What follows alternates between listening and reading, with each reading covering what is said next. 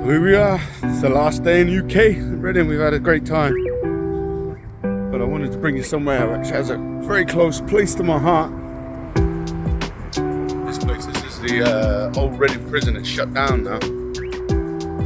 I used to come in here on a Sunday with my dad. I was going through a pretty rough patch in my life, as you do, as we do as humans. And my dad used to come in here and play the piano at the church services every Sunday. So every Sunday morning I used to rock up here, probably about 9:30 or so.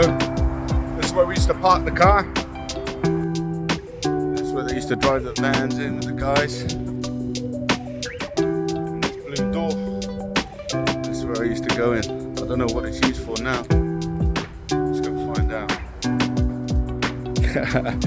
So there's actually someone in there, there's security in there. So apparently Chinese have bought it.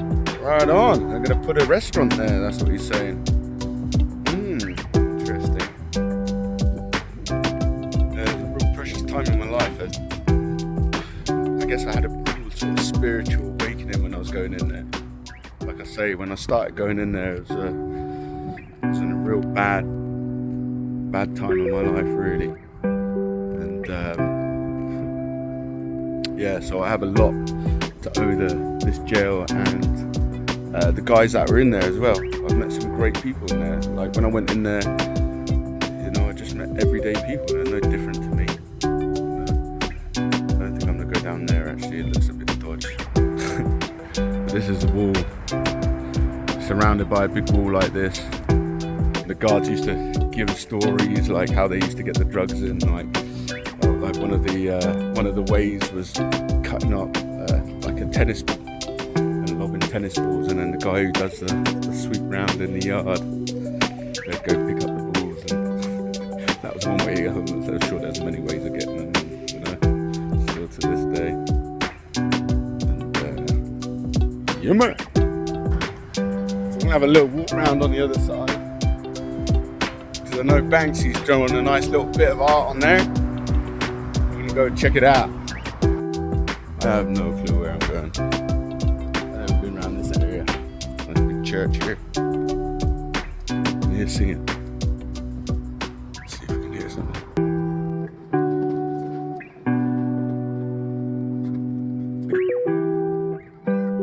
What I loved about Reading Prison Church was it's the realest church that I've ever been to.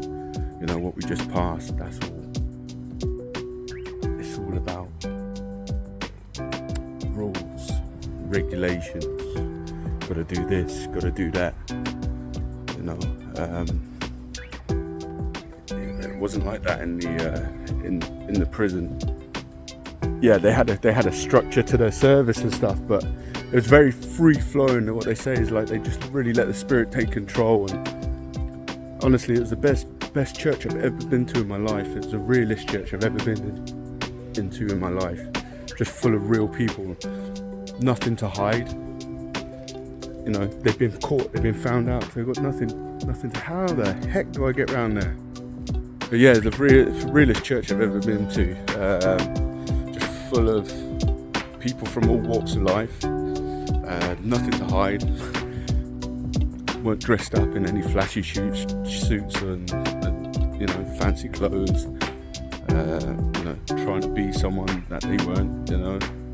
This was it. They were just regular, everyday people.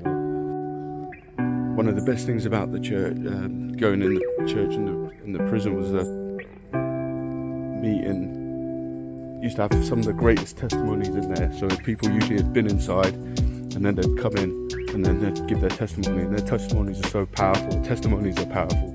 Their life stories are powerful. That's why we've got to share them with one another. Our stories help in our situations, the things that we've overcome, the things that we've been through.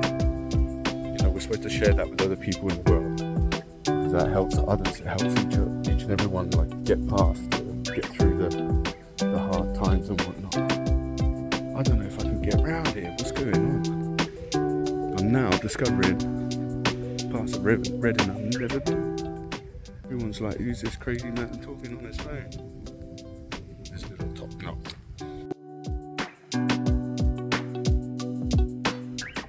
is Reading Abbey. Reading Abbey. The ruins of Reading Abbey. The old abbey. Some guys do some jiu-jitsu and stuff.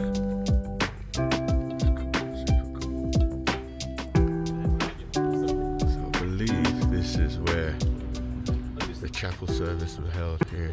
See if we can find this famous bit of Banksy art. We're stuck on this new restaurant. So I was in the prison here. This is where I got to play in front of people. So after going there a little bit, it was at the same time I started to get into music and discovered music. I think one of the things that triggered me into this downward spiral was the fact that, you know, ever since I was younger, I just wanted to be a professional rugby player.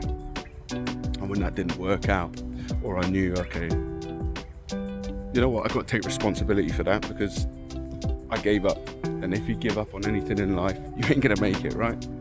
So what did I learn from that was just being persistent, just to keep going, not give up, just keep going. And so I feel like I was given a second chance in music, and that's what I'm just doing with my music. I ain't giving up. I'm just playing, even though there's times where you feel like you want to in life, and that's like thing into anything in life, isn't it? But we can't, we just got to keep going. Go win it. You lot are mad, mate. There ain't no art here. I don't see no art. There's lots of tags and stuff. Someone's telling you, yeah, the art's down there. Is it? No. Where is it? No, it was in here with the guys. I met some guys, and they used to really encourage me, and they used to say to me, oh man, because I used to go in there with my guitar and my cajon. Even Melissa used to come in with me, and we used to like sing songs, and you know, I used to write songs, and I used to share a little bit about what's going on in my life. And the guy said, some of the guys said, oh yeah, your music really encourages me, you know, when you're banged up all week and Sunday morning comes around, that was like a great excuse for some people to get out their cells and just see a slightly, you know, different bit of scenery. Oh right, this is it, I got the art. Here they covered it up with glass to protect it. That's super cool, man. Yeah, this is cool. Look at this. Yeah, brother. Banksy, you're a genius, bro. Absolute genius, love it. That's so cool.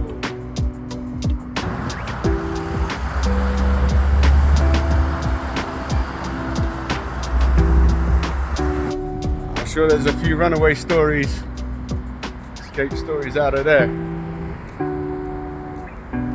So yeah, I used to play my music in there, and they used to encourage me and say, oh man, have you got anything recorded? And eventually I had an opportunity to record, and then I was able to go in and take some CDs and some music in there. You know, like when you're an artist, a musician or whatever, you never know what your music's doing. You don't know what your art's doing. First and foremost, you've got to make it for yourself. But then if it affects other people as well, and it can change other lives, then you know, how can you put a price on that? That's cool, man, that's cool. So all you artists out there, keep doing your thing, make your thing. You don't know how you're changing other people's lives in this world. But that's what we've got to be. We've got to be a shining light in this dark world, and use the gifts that God's given us, sir. We're back round to the beginning. Where's that blue door? Man's gonna probably come out again. So we used to park the car every morning. And it used to be a family affair as well. Like my cousin used to come in as well. We used to come in like a couple of times a week, Sunday and a Wednesday. I'll just come and chill with the guys. Yeah, man, good old days, good old days. This is where it started. This is where the music started. Behind these walls, there have been some precious times. And I was still in touch with a few guys that I met inside there, and you know, they're doing well. It's great. There's nothing better than seeing them come out and just get on with life and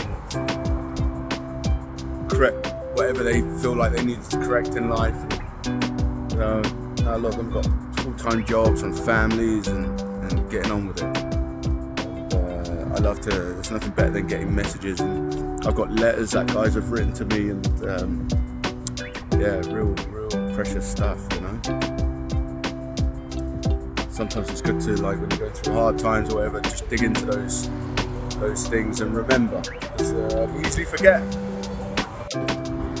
Basically, the moral of this story is, I used to go in here on a Sunday and play, and it was awesome. I loved it. A very precious time in my life, and that's something that really encouraged me when it came to playing my music in front of people, and the stuff that I used to write about as well. You know, because it always came from the heart.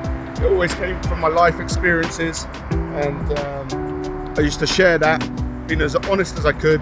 And I think that's what other people will relate to, is your authenticity, is your open-heartedness, that you're willing to share that with others. And if you're willing to do that in life, I tell you, man, you can really make an impact on other people's lives for the better.